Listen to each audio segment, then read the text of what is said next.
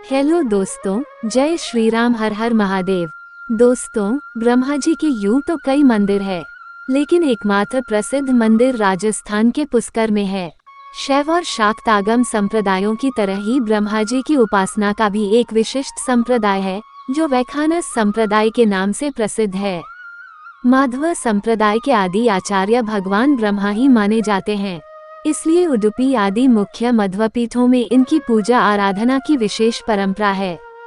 देवताओं तथा असुरों की तपस्या में प्रायः सबसे अधिक आराधना इन्हीं की होती है, लेकिन प्रचलित समाज में इनकी पूजा कोई नहीं करता और न ही इनके नाम का कोई व्रत या त्योहार है। आखिर ऐसा क्यों है? इसके कई कारण बताए जाते हैं। इनमें से प्रमुख 3 कारण है, लेकिन दोस्तों ऐसी ही कथा और जानकारी पाना चाहते हैं और आप भी सनातन धर्म से है, तो वीडियो को आधा अधूरा ना देखें।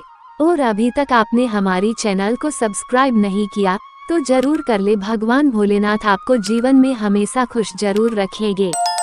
पहला कारण, पुष्कर में ब्रह्मा जी को एक यज्ञ करना था और उस वक्त उनकी पत्नी सावित्री उनके साथ नहीं थी।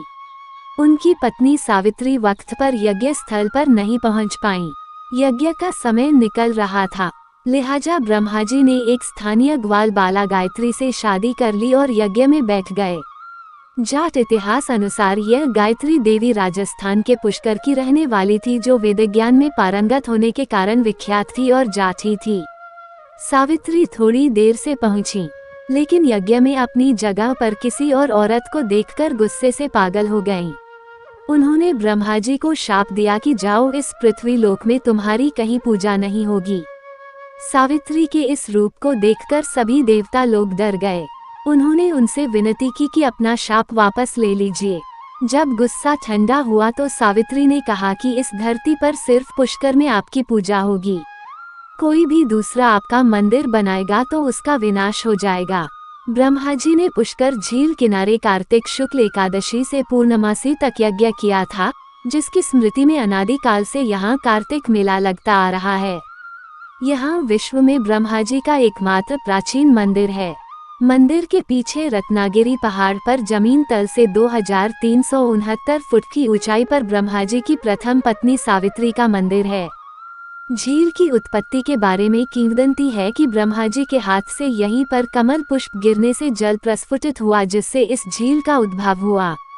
राजस्थान में अजमेर शहर से 14 किलोमीटर दूर पुष्कर झील है। पुष्कर के उद्भव का वर्णन पद्म पुराण में मिलता है।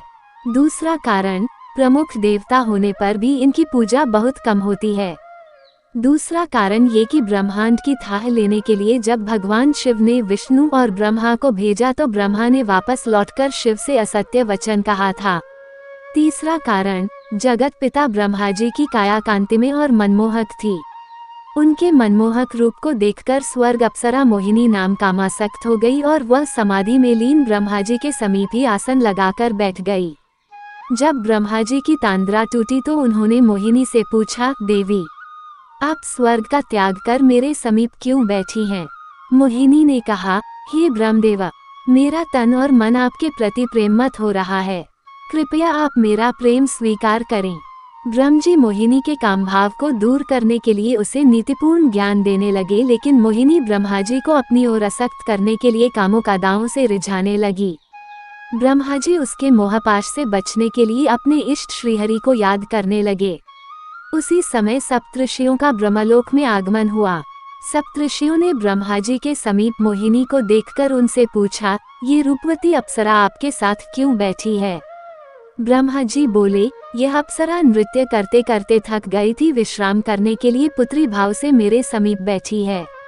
सप्तऋषियों ने अपने योग बल से ब्रह्मा जी की मिथ्या भाषा को जान लिया और मुस्कुराकर वहां से प्रस्थान कर गए।